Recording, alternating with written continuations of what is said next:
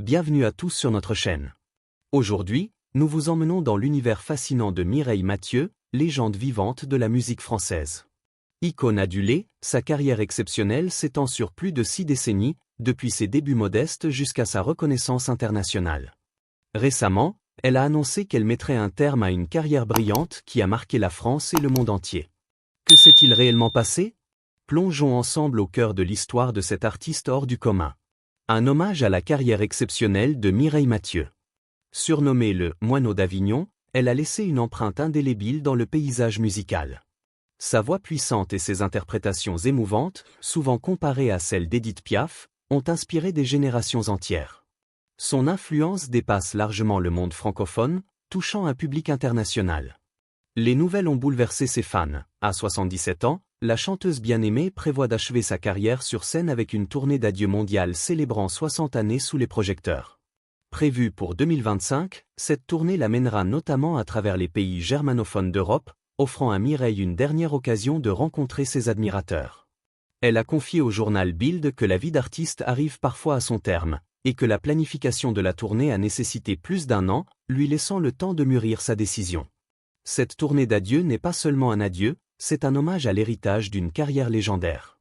Mireille Mathieu, connue sous le nom de « La Demoiselle d'Avignon » en France, « Moineau d'Avignon » dans les pays germanophones, a vendu plus de 109 millions de disques au cours de sa carrière.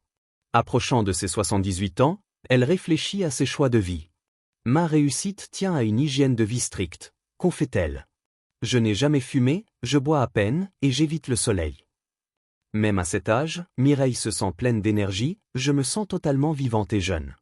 Je chante chaque jour et je fais attention à ma forme. » Son parcours musical lui inspire une profonde gratitude, « J'ai réalisé mon rêve, rencontré des personnes fascinantes et voyagé à travers le monde. » Elle se souvient de sa toute première performance publique à Avignon en 1964, lorsqu'elle remporta un concours de chant qui changea sa vie à jamais.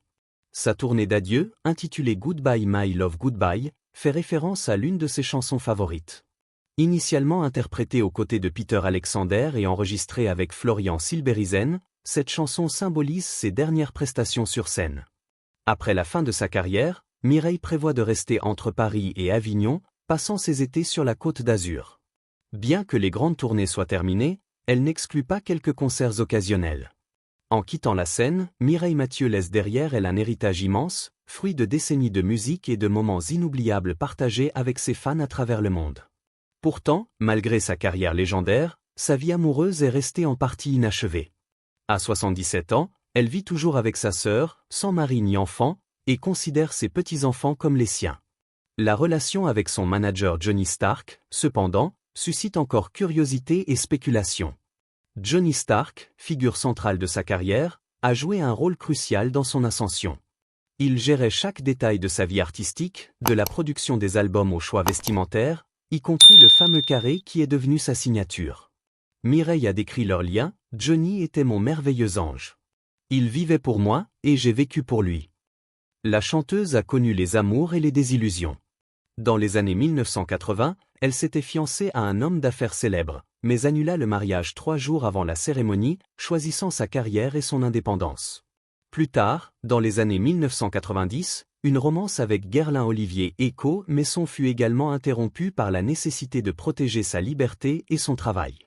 Ces expériences, bien que douloureuses, n'ont jamais éteint sa passion pour la musique. Après le décès de Johnny Stark en 1989, Mireille a affronté un des moments les plus sombres de sa vie. Stark, son manager et mentor, mourut d'une crise cardiaque, laissant Mireille dans une profonde dépression.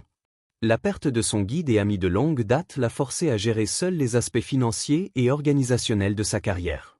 Avec l'aide de sa sœur Monique, elle reprit progressivement le contrôle, affirmant son autonomie et consolidant sa position dans l'industrie musicale. Sa résilience se reflète dans ses performances. Au début des années 1990, elle revient triomphalement avec des albums dédiés à Édith Piaf, dont Mireille Mathieu chante Piaf, qui connaît un succès retentissant. Dans les années suivantes, elle continue à explorer de nouveaux styles et à collaborer avec divers artistes, démontrant une polyvalence remarquable. Mireille Mathieu est née en 1946 en France, dans une famille de tailleurs de pierre. Malgré la pauvreté, son esprit indomptable l'a poussée vers la musique. Inspirée par son père Roger, qui rêvait de chanter, Elle commence à chanter très jeune à l'église, et à 4 ans, sa première performance lui vaut une sucette en récompense. Sa détermination se manifeste dès l'enfance. Malgré la dyslexie et les difficultés scolaires, elle persévère, adaptant sa main gauche pour chanter et développer une mémoire prodigieuse. En 1961, elle quitte l'école pour travailler dans une usine locale, contribuant aux besoins familiaux tout en suivant des cours de chant.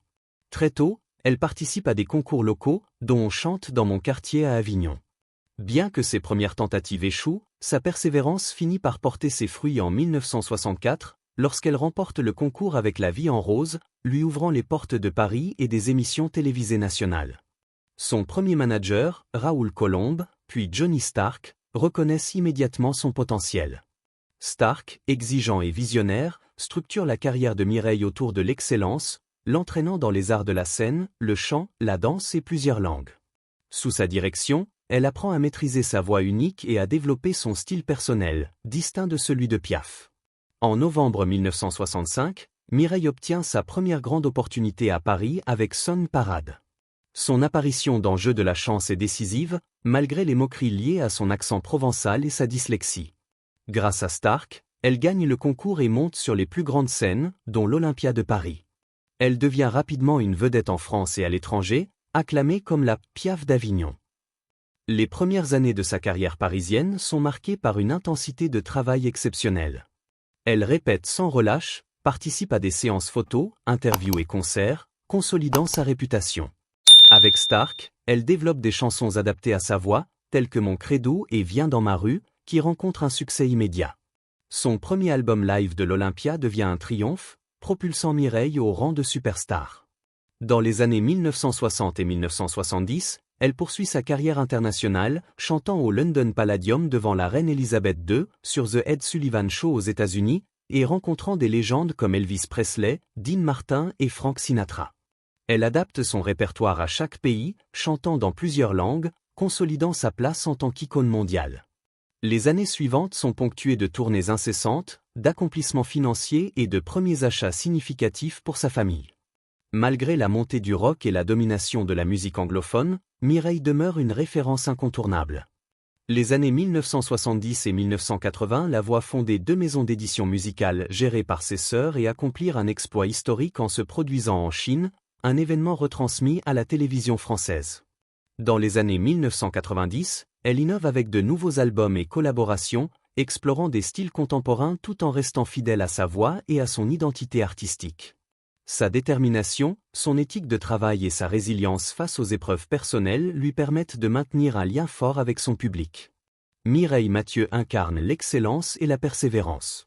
De ses débuts modestes à Avignon jusqu'à la scène internationale, elle a transformé sa passion pour la musique en un héritage durable. Chaque concert, chaque album et chaque performance reflètent son engagement inébranlable. Sa carrière, jalonnée de succès et de défis, reste un exemple inspirant pour les générations futures. Mireille Mathieu, malgré son immense succès, n'a jamais perdu de vue ses racines.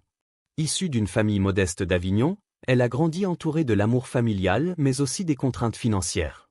Son père, tailleur de pierre de génération en génération, nourrissait le rêve secret de chanter, mais la dure réalité de la vie l'a empêché de poursuivre sa passion. C'est pourtant lui qui inspira Mireille, l'encourageant à chanter à l'église, où la jeune fille trouva sa première voix et son premier public. Ces expériences, aussi simples soient-elles, posèrent les fondations d'une carrière légendaire. À l'âge de 4 ans, Mireille chante pour la première fois lors d'une messe de minuit, et reçoit une sucette en récompense. Dès lors, elle ne cessa jamais de chanter, perfectionnant sa voix, développant une mémoire remarquable et apprenant à gérer la dyslexie qui compliquait son apprentissage scolaire. Ces défis n'éteignirent jamais sa détermination. À l'école primaire, elle fit face à la réprobation des enseignants, qui la forçaient souvent à écrire avec la main droite malgré sa préférence naturelle pour la gauche. Mais Mireille transforma ces contraintes en force. Elle ne se fiait jamais à un prompteur lors de ses performances, mémorisant chaque mot et chaque note avec une précision impressionnante. En 1961, Mireille quitte l'école et travaille dans une usine à Montfavet pour subvenir aux besoins de sa famille. Tout en travaillant, elle continue ses cours de chant et chante spontanément pour ses collègues pendant les pauses déjeuner. L'usine ferme finalement, mais cela ne ralentit pas sa passion. Avec ses 2 sœurs, elle devient conseillère pour les jeunes dans un camp d'été, tout en poursuivant son rêve de devenir chanteuse professionnelle. Le destin semble sourire à Mireille lorsqu'une voyante lui prédit qu'elle fréquentera bientôt des rois et des reines. Elle garde précieusement cette prophétie en mémoire, motivée à poursuivre sa carrière. Elle participe alors à son premier concours de chant à Avignon, On chante dans mon quartier.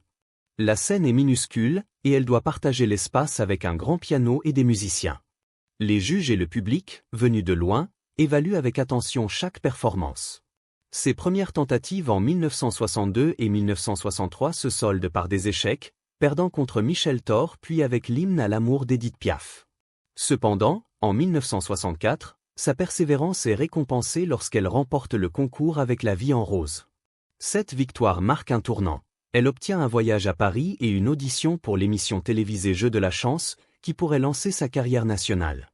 Son premier manager, Raoul Colombe, prend l'initiative d'organiser sa participation en couvrant les frais de voyage.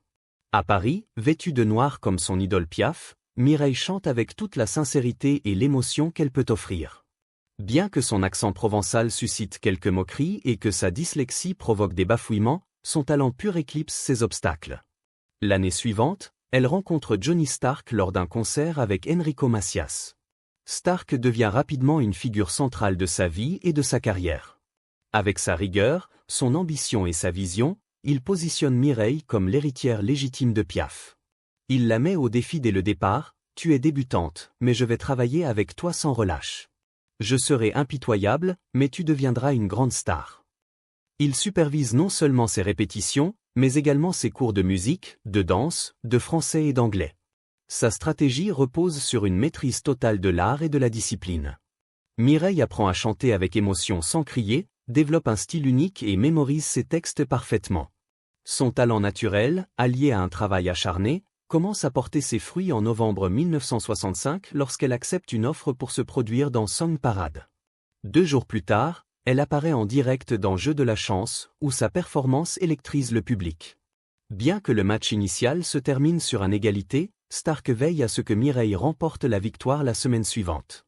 Rapidement, elle monte sur les grandes scènes de Paris, dont l'Olympia, où elle est acclamée comme la Piaf d'Avignon.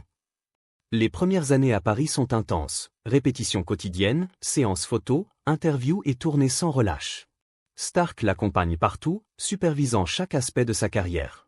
Les succès se multiplient avec des chansons comme Mon Credo et Viens dans ma rue, propulsant Mireille sur le devant de la scène internationale. Durant les années 1960 et 1970, Mireille se produit dans le monde entier. Elle chante au London Palladium devant la reine Elisabeth II, participe à The Ed Sullivan Show aux États-Unis et rencontre Elvis Presley, Dean Martin et Frank Sinatra. Sa capacité à adapter son répertoire à différents pays et à chanter dans plusieurs langues lui permet de conquérir des publics variés. Chaque performance renforce sa renommée et son influence. Les tournées sont épuisantes mais gratifiantes. En 1966, après une tournée intensive, Stark lui annonce qu'elle est enfin sans dette et possède désormais une valeur supérieure à 1 million de francs. Elle peut désormais aider sa famille, acheter une maison pour ses parents et frères et sœurs, un véhicule pour l'entreprise familiale et un téléphone pour rester en contact avec ses proches. Ces gestes témoignent de sa générosité et de sa fidélité à ses racines.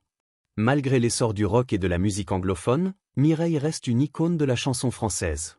Elle fonde 2 maisons d'édition musicale dans les années 1970 et 1980, gérées par ses sœurs, et devient l'une des premières artistes occidentales à se produire en Chine en 1986, un événement retransmis à la télévision française.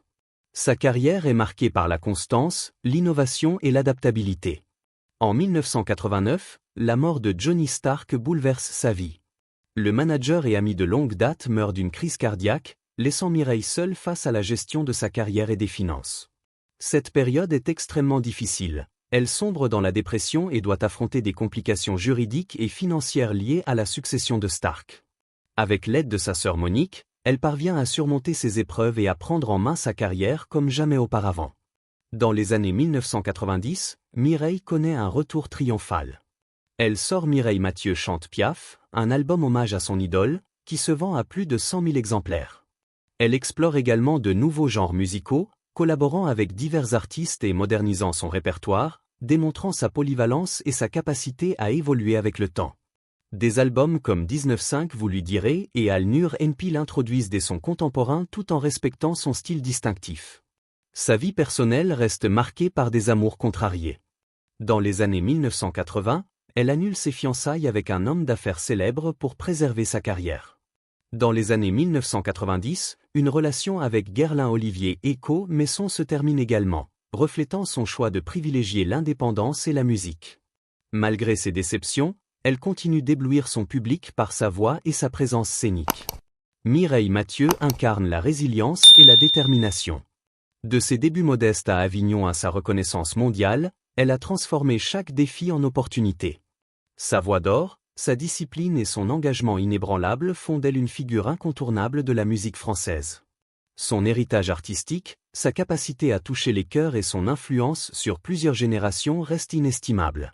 Aujourd'hui, alors qu'elle annonce sa tournée d'adieu mondiale, Mireille laisse derrière elle 6 décennies de souvenirs, d'émotions et d'excellence.